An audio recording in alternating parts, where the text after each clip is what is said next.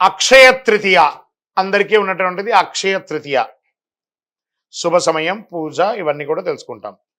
పంచాంగం ప్రకారం ప్రతి ఏడాది వైశాఖ మాసంలో శుక్లపక్షంలో తదియ తిథి నాడు అక్షయ తృతీయ పండుగ జరుపుకుంటాం. హిందూ మత విశ్వాసాల ప్రకారం అక్షయ తృతీయ ఎంతో ప్రాముఖ్యత ఉంది. జ్యోతిషాస్త్ర ప్రకారం అక్షయ తృతీయ రోజు స్వయం సిద్ధి ముహూర్తం అని పిలుస్తారు. ఈ రోజు తిథివార నక్షత్ర యమగండ దుర్ముహూర్త వర్జ్యాలు ఏది చూడక్కర్లేదట. ఎంతటి శుభ కార్యక్రమాలైనా చేయొచ్చట. భూమి పూజ చేయవచ్చు, గృహప్రవేశం చేయొచ్చు, వివాహం చేయొచ్చు, తలనీలాలు ఇవ్వవచ్చు, అన్నీ చేసుకోవచ్చు. కొత్త వస్తువులు కొనడం చేయొచ్చు. వాటిలో ప్రధానంగా ఉప్పు కల్లుప్పు గురించి చెప్పారు. దొడ్డుప్పు ఉంటుంది చూస్తారా, రాళ్ల ఉప్పు. ఈ రాళ్ల ఉప్పు ఏది కొంటారో కొనరో రాళ్ల ఉప్పు అక్షయ తృతీయ నాడు కొనాలట. అందరూ బంగారం కొనాలి అని అప్పు చేసి బంగారం కొనడం వల్ల అప్పులు వాడికి పెరుగుతుంది కానీ మీకు పెరగదు. లేదా ఈరోజు బంగారం కొనమని శాస్త్రం చెప్పలేదు, అక్షయం అన్నారు. అక్షయం అంటే ఏంటి? తరగనిది. పవిత్రమైన రోజు ఎలాంటి శుభముహూర్తం చూడకుండా అన్ని పనులు చేసుకోవచ్చు. గ్రంథాల ప్రకారం ఈరోజు విలువైన వస్తువులు కొనడమే కాదు, విలువైన వస్తువులు కొనడం వల్ల అది ఆనవాయితీగా ఉంటుందని ఒక పేరుతో కొంటున్నారే కానీ శాస్త్ర ప్రమాణం లేదు. దాన ధర్మాలు మాత్రం చేయాలని ఉంది. వీలుంటే 10 మందికి భోజనం పెట్టండి, వస్త్రం ఇవ్వండి, ధాన్యాలు ఇవ్వండి అనివ్వండి. లక్ష్మీదేవి అనుగ్రహాన్ని పొందుతారట. ఈ ఏడాది అక్షయ తృతీయ 29 ఏప్రిల్ 2025 మంగళవారం సాయంత్రం 5:32 ప్రారంభమై మరుసటి రోజు అంటే ఏప్రిల్ 30 బుధవారం మధ్యాహ్నం 2:13 వరకు ఉంటుంది ఈ యొక్క అక్షయ తృతీయ. ఉదయం తిథి ప్రకారం ఏప్రిల్ 30 తేదీన అక్షయ తృతీయ పండుగ జరుపుకుంటారు. ఈ సమయంలో ఏ పని అయినా విజయం సాధిస్తారట. పవిత్రమైన రోజు చాలామంది వెండి బంగారం వాటిని పెట్టి పూజిస్తూ ఉంటారు. వస్తువులు కొనుగోలు చేస్తుంటారు, ప్రాధాన్యత ఇస్తుంటారు, పుస్తకం కూడా కొంటూ ఉంటారు.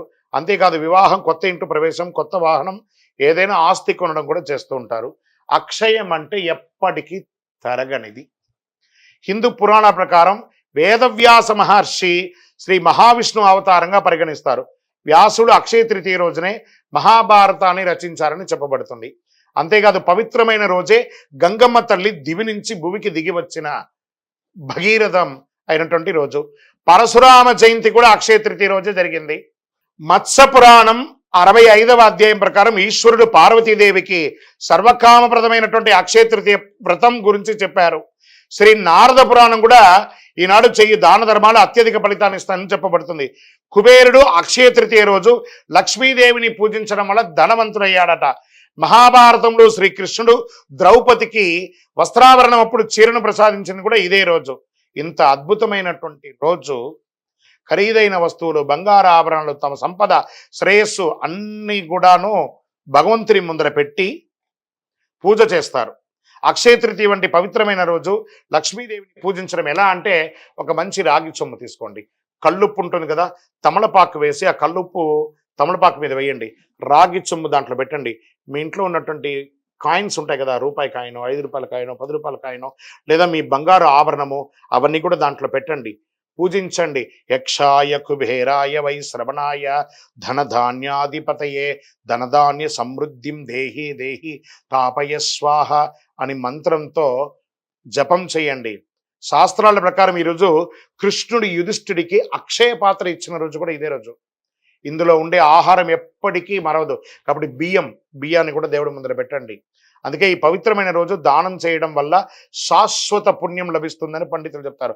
అక్షయ తృతీయ రోజు ఒకవైపు కొబ్బరికాయ, దక్షిణావృత శంఖం అంటారు చూసారా, చెవిలో పెట్టుకుంటే ఓంకార నాదం వస్తుంది చూసారా, దక్షిణావృత శంఖం, శివలింగం, కళ్ళుప్పు, దొడ్డుప్పు అంటారు చూసారా, ఖచ్చితంగా ఆ రోజు 1 కిలో కొనండి, కళ్ళుప్పు కొనండి.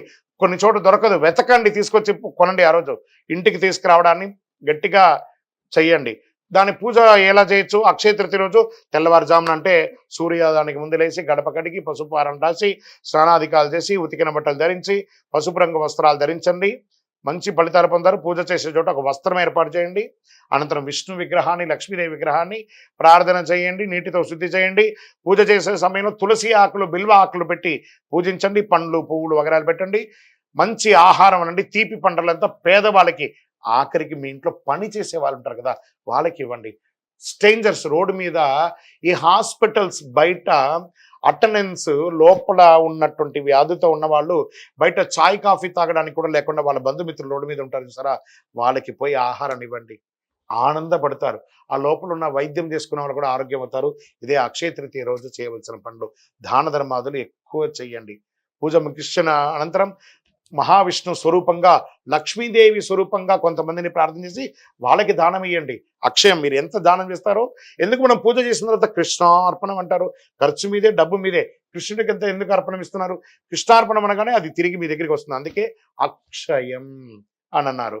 ఉప్పు అక్షయ తృతీయ రోజు ఎందుకు కొనాలో, అక్షయ తృతీయ రోజు ఉప్పు కొని దానం చేయడం వల్ల జీవితంలో అన్ని కష్టాలు తొలగుతాయి, దరిద్రం తీరుతుంది, నవగ్రహ దోషం తొలగుతుంది, అలాగే అన్ని సమస్యల నుంచి ఉపశమనం పొందుతారు.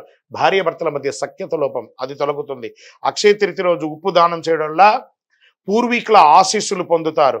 అక్షయ తృతీయ రోజు ఉప్పు కొనడం వల్ల సాధారణ రాతి కాండ బాగా తెల్లగా ఉన్నటువంటిది అక్షయ తృతీయ రోజు రాతి ఉప్పు కొనడం వల్ల లక్ష్మీదేవి ప్రసన్నమవుతుంది. చూడండి, వంట అంతా చేస్తామండి, ఒక చుక్క అందులో ఉప్పు లేకపోతే ఎలా ఉంటుంది? అద్భుతమైన వంటే కదా, అదే లక్ష్మీదేవి. లక్ష్మీదేవి మోతాదుకి మించకూడదు, మోతాదు తగ్గకూడదు, అందుకే లక్ష్మీదేవి అందులో కూర్చున్నది. అక్షయ తృతీయ రోజు కొన్న ఉప్పును ఇంటిలో నీళ్ళలో ఒక చుక్క వేసి ఇల్లంతా తొడవండి, నెగిటివ్ వైబ్స్ పోతుంది. చిన్న పిల్లలు ఉన్న రూమ్లో ఒక గ్లాసులో పెట్టండి, మీ బాత్రూమ్స్లో కూడా ఒక గ్లాసులో పెట్టండి. మీరు సంపాదించే ప్రతి డబ్బుని ఒక మట్టి మూకుడులో ఉప్పు వేసి అందులో ఆ రోజు డబ్బుని అలా పెట్టి మరుసటి రోజు బీరువాలో పెట్టండి, చాలా నిలవ ఉంటుంది. ప్రయత్నం చేసి చూడండి. ఇలా ఎన్నో చెప్పుకుంటూ పోవచ్చు. అక్షయ తృతీయ రోజు, అక్షయ తృతీయ రోజు మీ మనసుకి ఏది నచ్చితే అలా చేయండి. ఆరోగ్యంగా ఉండండి, సంతోషంగా ఉండండి. పరోపకారార్థే ఇదం శరీరం అన్నట్టుగా ఇతరులకి సహాయం చేయడానికి ప్రయత్నం చేయండి. విజయోస్తు.